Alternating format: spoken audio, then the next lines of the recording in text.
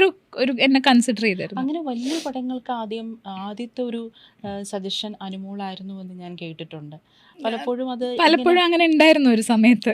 ആ സമയത്തൊക്കെ എന്താണ് തോന്നിയിട്ടുള്ളത്? കാരണം ചില ആ സമയത്തൊന്നും ഞാൻ ഒട്ടും ബോധേഡായിരുന്നില്ല. ഉണ്ടെങ്കിൽ ഉണ്ട്, ഇല്ലെങ്കിൽ ഇല്ല എന്നുള്ള ഒരു ആറ്റിറ്റ്യൂഡായിരുന്നു. ബിഫോർ കൊറോണ അങ്ങനെയായിരുന്നു. പിന്നെ സിനിമ ഞാൻ പറഞ്ഞല്ലോ, ഞാൻ ഇതൊരു സീരിയസ് ജോലിയാണെന്ന് കണ്ടിരുന്നെങ്കിലും ഇത് അനുമോൾക്ക് ഇതൊരു സീരിയസ് പ്രൊഫഷൻ ആണെന്ന് ഞാൻ കണ്ടിട്ടുണ്ടായിരുന്നില്ല. അങ്ങനെ ഇഷ്ടമുള്ള കാലം അങ്ങനെ ചെയ്യാം എന്നുള്ളൊരു രീതിയായിരുന്നു. അപ്പം അതെൻ്റെ ഒരു മിസ്റ്റേക്കാണ്. അമ്മ എപ്പോഴും വഴക്ക് പറയായിരുന്നു, എനിക്ക് അങ്ങനെ ഒരു എയിമോ അല്ലെങ്കിൽ ഒരു ഡ്രീമോ അല്ലെങ്കിൽ അങ്ങനെ ഒന്നും ഇല്ല എന്നൊക്കെ പറഞ്ഞിട്ട് എപ്പോഴും എന്നെ വഴക്ക് പറയായിരുന്നു. പക്ഷെ അതൊക്കെ എനിക്കാണ് കൊറോണ കഴിഞ്ഞപ്പോൾ ഞാനത് കുറച്ച് മാറ്റാൻ ശ്രമിക്കുന്നുണ്ട്. അതെ, പ്രോജക്ട്സ് ആണെങ്കിലും ഇപ്പം തമിഴിൽ ഞാൻ ഐലി എന്ന് പറഞ്ഞൊരു പ്രോജക്റ്റ് ചെയ്തിട്ടുണ്ടായിരുന്നു. അതിന് ശേഷം തമിഴിൽ നിന്ന് കുറേ നല്ല വർക്കുകളൊക്കെ ഇപ്പോൾ വരുന്നുണ്ട്. മലയാളത്തിൽ നിന്ന് ആക്ച്വലി ഇപ്പം നല്ല വർക്ക്സ് വളരെ കുറവാണ് വരുന്നത്. തമിഴിൽ നിന്നാണ് നല്ല വർക്ക്സ് ഇപ്പോൾ വരുന്നത്. ഇപ്പോൾ അയലിയെ കുറിച്ച് പറഞ്ഞല്ലോ, അയലിയിൽ എനിക്ക് ഏറ്റവും ഇഷ്ടപ്പെട്ടൊരു സീനുണ്ട്. അതായത് ഈ ബസ്സിൽ കുറുവമാള യാത്ര ചെയ്യുമ്പോൾ ആ ഒരു കാറ്റടിക്കുമ്പോൾ അത് ഭയങ്കരമായിട്ട് ആ കാറ്റിനെ എൻജോയ് ചെയ്യുന്നൊരു സീനുണ്ട്.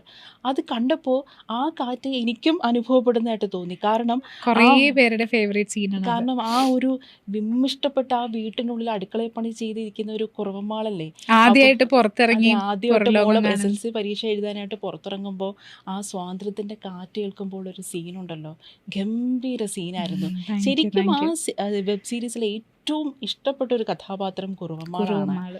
അപ്പോൾ ആ ഒരു സീൻ അഭിനയിക്കുമ്പോൾ എന്തായിരുന്നു?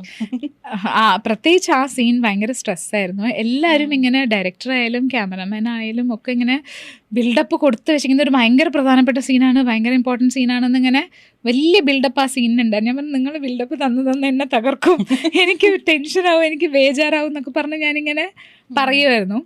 പിന്നെ ജനറലി എനിക്കിങ്ങനെ ലൈഫിലെ കുഞ്ഞു കുഞ്ഞു കാര്യങ്ങൾ എൻജോയ് ചെയ്യാൻ ഇഷ്ടമുള്ള ഒരാളാണ്. ഞാനിപ്പം ഒരു ബസ്സിൽ പോകുമ്പോൾ മുഖത്ത് കാറ്റടിക്കുന്നുണ്ടെങ്കിൽ ആ കാറ്റ് എൻജോയ് ചെയ്യാൻ എനിക്കിഷ്ടമാണ്.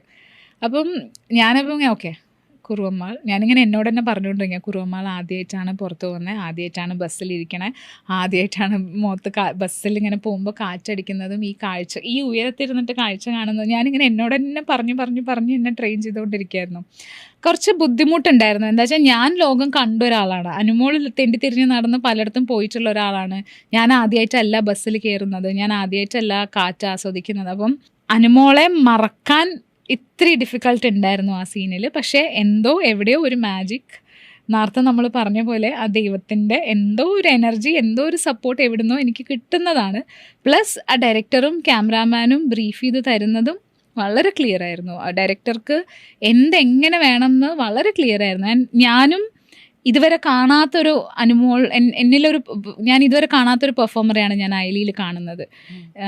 ആ ഒരു ഇത്ര ഇന്നസെൻ്റ് ആയിട്ടുള്ള ഒരു സ്ത്രീനെ എൻ്റെ അകത്തുണ്ടായിരുന്നു എന്ന് എനിക്കറിയില്ലായിരുന്നു. അപ്പം അതാ ഡയറക്ടറുടെയും ക്യാമറാമാൻ്റെയും ഒരു മിടുക്ക് തന്നെയാണ്. കുറുവമാളിനെ പോലെ ശരിക്കും പറഞ്ഞാൽ ഞാൻ തമിഴായിട്ടാണ് ജീവിച്ചിട്ടുള്ളത്. അതിലെ മകളുടെ ക്യാരക്ടറാണ് എൻ്റെ റിയൽ ലൈഫ് എന്ന് പറയുന്നത്. ഞാൻ എപ്പോഴും ഫൈറ്റ് ചെയ്യുന്ന ഒരാളുടെ ക്യാരക്ടറാണ് ഞാൻ ചെയ്യുന്നത്. പറഞ്ഞാൽ എൻ്റെ ഉള്ളിലുള്ളതിൻ്റെ എല്ലാം ഓപ്പോസിറ്റാണ് ഞാൻ അഭിനയിക്കേണ്ടി വന്നിട്ടുള്ളത്. അപ്പം ആ ടീമിൻ്റെ വലിയൊരു ഇൻപുട്ട് ഉണ്ട്. പിന്നെ ഞാനിങ്ങനെ കോൺസ്റ്റൻ്റ് ആയിട്ട് അനുമോൾ പോവോ എന്ന് പറഞ്ഞുകൊണ്ടിരുന്നു. പറഞ്ഞല്ലോ, അതായത് ഇന്നസെൻ്റ് ആയിട്ടുള്ള ഒരു അനുമോൾ എന്നിൽ ഉണ്ടായിരുന്നു എന്നുള്ളൊരു തിരിച്ചറിവ്. നമ്മൾ പലപ്പോഴും ഇതുപോലെ ഫൈറ്റ് ചെയ്ത് ഇന്നസെൻ്റ് എന്ന് പറഞ്ഞാലേ ഇപ്പം എൻ്റെ ഫ്രണ്ട്സൊക്കെ എന്നോട് പറയാറുണ്ട് കേട്ടോ, ക്യാമറ അങ്ങോട്ട് ഓൺ ചെയ്ത് എവിടുന്നാ നിനക്ക് ഇത്ര നിഷ്കളങ്കത വരുന്നത്, എങ്ങനെ നീ ഇത് അഭിനയിക്കുന്നു എന്നൊക്കെ എന്നോട് എല്ലാവരും ചോദിക്കാറുണ്ട്. പക്ഷെ അങ്ങനെയല്ല, എൻ്റെ എപ്പോഴത്തെ സങ്കടമാണ് നമ്മളിങ്ങനെ വളരും തോറും, കാര്യങ്ങൾ അറിയും തോറും, ലോകം കാണും തോറും നമ്മുടെ ഇന്നസെൻസ് എവിടെയോ പോകുന്നു എന്ന് എനിക്ക് എപ്പോഴും ഉള്ളൊരു സങ്കടമാണ്.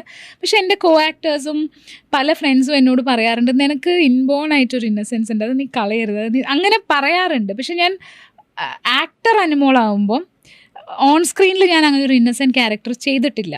അപ്പം ഒരു ഇന്നസെൻറ്റ് ക്യാരക്ടർ എനിക്ക് അഭിനയിക്കാൻ അറിയുമെന്ന് എനിക്കറിയില്ല. ഞാൻ എപ്പോഴും ഇങ്ങനെ സ്ട്രോങ് ആയിട്ട് ജീവിതം വെട്ടിപ്പിടിക്കുന്ന അല്ലെങ്കിൽ ജീവിതത്തിനോട് പൊരുതുന്ന സ്ത്രീകളുടെ കഥാപാത്രമാണ് ഞാൻ കൂടുതലും ചെയ്തിട്ടുള്ളത്. അപ്പം അങ്ങനെയാണ് ഞാൻ പറഞ്ഞത്, കുറുവമ്മാളിനെ പോലത്തെ ഒരു ഇത്ര നിഷ്കളങ്കയായിട്ടുള്ള ഒരു സ്ത്രീയായിട്ട് അഭിനയിക്കാൻ എനിക്ക് പറ്റുമെന്ന് എനിക്ക് അറിയില്ലായിരുന്നു. ഈ ആണുങ്ങൾക്ക് ഒരിക്കലും ഈ സ്വാതന്ത്ര്യത്തിന് വേണ്ടി പോരാടേണ്ട ആവശ്യം വന്നിട്ടില്ല. പെണ്ണുങ്ങൾക്കാണല്ലോ എപ്പോഴും ഈ സ്വാതന്ത്ര്യത്തിന് വേണ്ടി, അവരെ സംബന്ധിച്ചിടത്തോളം സ്വാതന്ത്ര്യത്തെക്കുറിച്ച് ചിന്തിക്കേണ്ട കാര്യം പോലുമില്ല. ഈ സ്വാതന്ത്ര്യത്തിന് വേണ്ടി ഫൈറ്റ് ചെയ്യും റിബലാവുകയും ചെയ്ത് ചെയ്ത് ചെയ്ത് നമ്മൾ മനസ്സിൽ എപ്പോഴെങ്കിലും ഇങ്ങനെ ഒറ്റയ്ക്കിരിക്കുമ്പോൾ ഒരു പെയിൻ ഇങ്ങനെ കാണില്ലേ? അതായത് സ്വാതന്ത്ര്യം എന്നൊരു ബേസിക് ആയിട്ടുള്ളൊരു കാര്യത്തിന് വേണ്ടി ഇങ്ങനെ ഫൈറ്റ് ചെയ്യേണ്ട, തുടർച്ചയായിട്ട് ഫൈറ്റ് ചെയ്യേണ്ടി വരുമ്പോൾ അങ്ങനെ കുറേ ആലോചിച്ച് ഞാൻ ഭയങ്കര അതിൻ്റെ ഒരു സാഹചര്യം അല്ലല്ല ഉണ്ടാവില്ല. ഇപ്പോഴാണെങ്കിലും ഞാൻ ഭയങ്കരമായിട്ട് ഓവർ തിങ്ക് ചെയ്യുന്ന ഒരാളാണ്. അപ്പം നമ്മളിങ്ങനെ ഭയങ്കര ഒരു ലോ ആയിട്ടിരിക്കുന്ന ദിവസമൊക്കെ ഞാൻ ആലോചിക്കും, ഭഗവാനെ എല്ലാ കാര്യത്തിനും ഇങ്ങനെ ഫൈറ്റ് ചെയ്ത് ഞാൻ എത്ര എനർജിയാണ് എൻ്റെ ലൈഫിൽ കളയുന്നത്. കുറച്ചും കൂടെ കംഫർട്ടബിൾ ലൈഫ് ഉണ്ടായിരുന്നെങ്കിൽ എനിക്ക് ഇനിയും കുറേ കാര്യങ്ങൾ ചെയ്യാമായിരുന്നല്ലോ. എനിക്ക് ഇതിപ്പോൾ നമ്മൾ എല്ലാത്തിനും ഫൈറ്റ് ചെയ്യേണ്ടി വരിക, എല്ലാത്തിനും ഒരു ഒരു ഒരു ഒരു വേറൊരാൾക്ക് 10% ഇടേണ്ട സ്ഥലത്ത് ഞാൻ 100 പോലെ ഞാൻ ഒരു 1000 എനർജി ഇടേണ്ടി വരുന്നു എന്നൊക്കെ ഉള്ള തോന്നലൊക്കെ എനിക്ക് വരാറൊക്കെ ഉണ്ട്. ചിലരൊക്കെ വളരെ ഡിപ്ലോമാറ്റിക് ആയിട്ട് അവരുടെ കാര്യങ്ങളൊക്കെ ഇങ്ങനെ സാധിച്ചെടുക്കുന്ന ഒരു രീതി ഉണ്ടല്ലോ. ചിലർ വളരെ സ്ട്രെയിറ്റ് ആയിട്ട്, ഇപ്പം അനുമോളെ പോലെ വളരെ സ്ട്രെയിറ്റ് ആയിട്ട് തന്നെ കാര്യം പറയും. ഇങ്ങനെ നയചാതുരിയോട് നിൽക്കുക എന്നുള്ളത് ഒരു പ്രത്യേക സ്കില്ല്. ആ ഒരു സ്കില്ല് ഓരോ ആൾക്കാർ ഓരോ പോലെയാണ്. ഓരോ മനുഷ്യരും പല രീതിക്കാണ്. അവരുടെ ജീവിതം പല രീതിക്കായിരുന്നിരിക്കും, അവരുടെ അവസ്ഥകൾ പല രീതിക്കായിരുന്നിരിക്കും. അപ്പോൾ ഓരോരുത്തരും രൂപപ്പെട്ട് വരുന്നത് ഓരോ രീതിയിൽ തന്നെയാണ്. അപ്പം എനിക്കിങ്ങനെയാണ് പറ്റുന്നത്, ഓക്കെ ഞാൻ ഇങ്ങനെയാണ്, അത് അംഗീകരിക്കുന്നു. ആ കുട്ടിക്ക് വേറെ രീതിയിലാണ് പറ്റുന്നത്, അത് ആ കുട്ടിയുടെ കംഫർട്ട്, ആ കുട്ടി അങ്ങനെ ജീവിക്കുന്നു. അപ്പം അതൊക്കെ എനിക്ക് ഇപ്പം തോന്നിയ കുറേ ഇപ്പം അടുത്ത് means maybe last 5 years after കൊറോണയിൽ എനിക്കൊരു വലിയൊരു ചേഞ്ച് വന്നിട്ടുണ്ട് എൻ്റെ സ്വഭാവത്തിലും പെർസ്പെക്റ്റീവിലും ഒക്കെ. പണ്ട് ഞാൻ ഇപ്പോൾ ഒരാളുടെ ഡാൻസ് ഒക്കെ കാണുമ്പോൾ എങ്ങനെയാണ് ഇവരിങ്ങനെ വൃത്തികേടായിട്ട് കളിക്കുന്നത്, ഇവർക്കുള്ള കോൺഫിഡൻസിൻ്റെ ഒരു 1% എനിക്ക് കിട്ടിയാൽ മതിയായിരുന്നു എന്നൊക്കെ ഞാൻ പണ്ട് വിചാരിക്കുമായിരുന്നു. എന്ത് വൃത്തികേടായിട്ടാണ് കളിക്കണമെന്നൊക്കെ. പക്ഷെ ഇപ്പം ഞാൻ അങ്ങനെ വിചാരിക്കും, ആയിരുന്നു എന്ന് പറയണായിരിക്കും ശരി. അപ്പം ഇപ്പം ഞാൻ എങ്ങനെയാണ് വിചാരിക്കുകയെന്നറിയോ, ആ കളിച്ച ആൾ അത് ആസ്വദിക്കുന്നുണ്ടെങ്കിൽ അത് നല്ലതാണ്. അൾട്ടിമേറ്റ്ലി കളിച്ച ആൾ നമുക്ക് ഒരു ഹാപ്പിനെസ് കിട്ടുക എന്നുള്ളതല്ലേ. അപ്പം അതേപോലെ തന്നെ അവരവരുടെ ലൈഫിൽ അവരവർ ഹാപ്പി ആണെങ്കിൽ ഗുഡ്. ആ ഒരു കലാരൂപം അവതരിപ്പിക്കുമ്പോൾ അവർക്കൊരു ഹാപ്പിനെസ് കിട്ടുകയാണെങ്കിൽ, ഡാൻസ് മാത്രമല്ല ഞാൻ പറഞ്ഞ, ഇപ്പം ഈ ഡിപ്ലോമാറ്റിക് ആയിട്ട് ജീവിക്കുന്നതിൽ അവർ ഓക്കെയാണ്, അവർ കംഫർട്ടബിൾ ആണെങ്കിൽ അവരങ്ങനെ ജീവിച്ചോട്ടെ. മറ്റു മനുഷ്യരെ ഉപദ്രവിക്കാതിരിക്കുക, മറ്റു മനുഷ്യരെ ഹേർട്ട് ചെയ്യാതിരിക്കുക എന്നുള്ളത് മാത്രമേ നോക്കണ്ടുള്ളൂ. ബാക്കി അവരെങ്ങനെയാച്ചാൽ ജീവിച്ചോട്ടെ.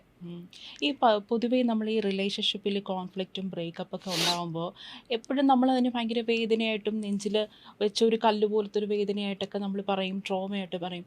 ശരിക്കും ഒരു റിലേഷൻഷിപ്പ് ബ്രേക്കപ്പ് ആവുന്നതും അത് ഇല്ലാണ്ടാവുന്നതും വളരെ നല്ല കാര്യമല്ലേ?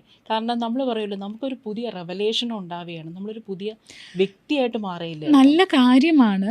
പക്ഷേ ആ ഒരു പെയിൻ, നമ്മളൊരു ഒരു ഒരു ഒരു സാധനം നമ്മൾ ജെന്യുവിനായിട്ട് ആഗ്രഹിച്ചു കഴിയുമ്പം അത് നഷ്ടപ്പെടുമ്പോൾ ഉണ്ടാകുന്ന ഒരു പെയിൻ ഭീകരം തന്നെയാണ്. ആ ഒരു ഫേസ് കടന്നു പോകാന്ന് പറയുന്നത് എനിക്ക് തോന്നുന്നു ജെന്യുവിനായിട്ടൊരു സാധനം, അപ്പോൾ അത് ഒരു മനുഷ്യനായാലും ഒരു സാധനമായാലും ഒരു ഡ്രീം ആയാലും റിലേഷൻ എന്താണെങ്കിലും നമ്മൾ വളരെ ജെന്യുവിനായിട്ടൊരു കാര്യം ആഗ്രഹിച്ചിട്ട് അത് നഷ്ടപ്പെടുമ്പോൾ അതൊരു വലിയ പെയിനാണ്. അത് ആ ഒരു ഫേസ് കടന്നു പോകാൻ കുറച്ച് ബുദ്ധിമുട്ട് തന്നെയാണ്. പക്ഷേ നമ്മുടെ ലൈഫൊക്കെ അങ്ങനെയാണ്, എവറി ഡേ മാറിക്കൊണ്ടിരിക്കും. അപ്പം ആ പെയിനും കോൺസ്റ്റൻ്റ് അല്ല. ആ പെയിൻ കുറച്ച് ദിവസത്തിൽ അത് മാറി ബെറ്റർ ഡേയ്സ് ആർ കമ്മിങ് എന്നുള്ള ഒരു തോട്ടിൽ ഹോൾഡ് ചെയ്ത് നിൽക്കാൻ പറ്റിയാൽ നല്ലതാണ്. എന്താണ് അനുമോളുടെ കോൺസെപ്റ്റിൽ ഈ പ്രണയം? ആ ഒരു ലൈഫ് എക്സ്പീരിയൻസ് എന്താണ് ഈ പ്രണയത്തെ? എനിക്ക് സത്യം പറഞ്ഞാൽ അറിയില്ല. എൻ്റെ ഒരു ലൈഫ് എക്സ്പീരിയൻസ് വെച്ച് ചോദിക്കാൻ പ്രണയം അങ്ങനെ ഡിഫൈൻ ചെയ്യാൻ പറ്റുമെന്നും എനിക്കറിയില്ല. ഇപ്പം എൻ്റെ അടുത്ത് ചോദിച്ചു കഴിഞ്ഞാൽ എന്നെ സംബന്ധിച്ച് പ്രണയം എനിക്ക് പെയിനായിരുന്നു. അപ്പം മേ ബി എൻ്റെ രീതി റോങ് ആയതുകൊണ്ടായിരിക്കും. എൻ്റെ ഫ്രണ്ട്സ് പറയുന്നത് ഞാൻ കുറച്ച് ഇൻറ്റൻസ് ആണ്. ഐ മീൻ വർക്കിൻ്റെ കാര്യത്തിലായാലും അതെ, എല്ലാത്തിലും ഞാൻ കുറച്ച് ഇൻറ്റൻസ് ആണ്. അപ്പോൾ അതുകൊണ്ട് ആ ഒരു ഇൻറ്റൻസിറ്റിയുടെ പ്രശ്നമായിരിക്കും ഞാൻ കൂടുതൽ പെയിൻ എടുക്കേണ്ടി വരുന്നത്. പിന്നെ എന്തോ വാശി പോലെയാണ് ഞാൻ ഇപ്പം ഒരു റിലേഷൻഷിപ്പ് ആണെങ്കിലും ഞാനിങ്ങനെ എൻ്റെ ഒരു 100% കൊടുക്കുന്ന ഒരാളാണ് ഞാൻ ഡിവോട്ടഡ് ആവുന്ന ഒരാളാണ്. അപ്പം അതിൻ്റെ പ്രശ്നമൊക്കെ ഉണ്ടാവും. ഭയങ്കര എക്സ്പ്രസീവ് ആണല്ലേ?